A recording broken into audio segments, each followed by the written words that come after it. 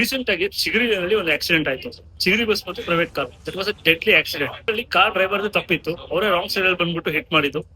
So first of all ಆ car ಗಳಿಗೆ entry ಕೊಡದೇ ಇದ್ರೆ ಈ ತರ ಆಕ್ಸಿಡೆಂಟ್ಸ್ ಗಳು ಆಗ್ತಾನೆ ಇರ್ಲಿಲ್ಲ. ಸೊ ಬೋರ್ಡ್ ಹಾಕಿದ್ದಾರೆ ಅವರು, no entry for private vehicles ಅಂತ. ಬಟ್ ಸ್ಟಿಲ್ ಕಾರ್ಗಳು ಬೈಕ್ಗಳು ಎಂಟ್ರಿ ಮಾಡ್ತಾನೆ ಇದಾವೆ. ಸೊ ಇದಕ್ಕೆಲ್ಲ ಆಕ್ಷನ್ಸ್ ಏನು ಅಂದ್ರೆ ಅವರಿಗೆ ಸಿವಿಯರ್ ಪೆನಾಲ್ಟಿ ಹಾಕ್ಬೇಕು. ಯಾರ್ಯಾರು ಎಂಟ್ರಿ ಮಾಡ್ತಾರೆ ಈವನ್ ಆಫ್ಟರ್ ನೋಯಿಂಗ್ಲಿ ಅನ್ನೋಯಿಂಗ್ಲಿ ಒಂದ್ 2 ಸಲ ಪೆನಾಲ್ಟಿ ಬಿದ್ರೆ ಅವ್ರು ಆ ಕಾರ್ನ ಆ ಲೈನಲ್ಲಿ ತಗೋ ಬರಲ್ಲ. ಈ ಚಿಗರಿ ಏನಿದೆಯಲ್ಲ ಧಾರವಾಡ ಟು ಹುಬ್ಳಿ, ಅದು ಚಿಗರಿ ಬಸ್ಸಿಗೆ ಮಾತ್ರ ಡಿಸೈನ್ ಮಾಡಿರೋದು. ಇಲ್ವಾ ಆಂಬುಲೆನ್ಸ್ ಗಳು ಹೋಗುತ್ತೆ.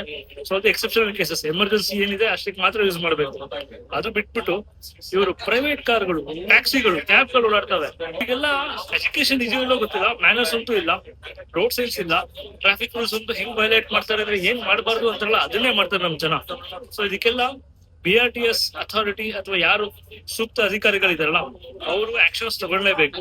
ಬಿಕಾಸ್ ಎವ್ರಿ ಡೇ ಚಿಗರಿಗೆ ಟ್ರಾವೆಲ್ ಮಾಡ್ತಾರಲ್ಲ ಅವ್ರಿಗೆ ಗೊತ್ತು ಎಷ್ಟು ಟೆನ್ಷನ್ ಇರುತ್ತೆ, ಯಾವಾಗ ಯಾವ ಬಸ್ ಹೇಗೆ ಆಕ್ಸಿಡೆಂಟ್ ಆಗುತ್ತೆ, ಯಾರು ಅಡ್ಡ ಬರ್ತಾರೆ, ನೋ ಐಡಿಯಾ ಆಯ್ತಾ. ಸೊ ಇದಕ್ಕೆ ನೀವು ಆಕ್ಷನ್ಸ್ ತಗೊಂಡು ಅವ್ರ ಮೇಲೆ ಸಿವಿಯರ್ ಪೆನಾಲ್ಟಿ ಹಾಕಿದ್ರೆ ಕಮ್ಸೆ ಕಮ್ ನೆಕ್ಸ್ಟ್ ಟೈಮ್ ಇಂದ ಅವ್ರು ರಿಪೀಟ್ ಮಾಡಲ್ಲ. CCTV ಕ್ಯಾಮ್ರಾ ಇನ್ಸ್ಟಾಲ್ ಮಾಡಿ ಯಾರ್ಯಾರು ವೈಲೇಟ್ ಮಾಡ್ತಾರೆ ಎಲ್ಲರಿಗೂ ನೋಟಿಸ್ ಕಳಿಸಿ ಎಲ್ಲರಿಗೂ ಫೈನ್ ಹಾಕಿ. ಇಲ್ಲ ಅಂದ್ರೆ ಸುಮಾರಷ್ಟು ಡೆತ್ಸ್ ಗಳು ಆಗ್ತಾನೆ ಇರುತ್ತೆ. ಈ ತರ ಲಾಸ್ ನಾವು ಅವಾಯ್ಡ್ ಮಾಡಬೇಕು. ಇಷ್ಟೆಲ್ಲ ಆಗಿದ್ದು ನಮ್ಗೆ ಗೊತ್ತಿದ್ದು ಕೂಡ ಸುಮ್ಮನೆ ಇದ್ರೆ ತಪ್ಪಾಗತ್ತೆ. So we should take some action against this legal entries in Chigari line.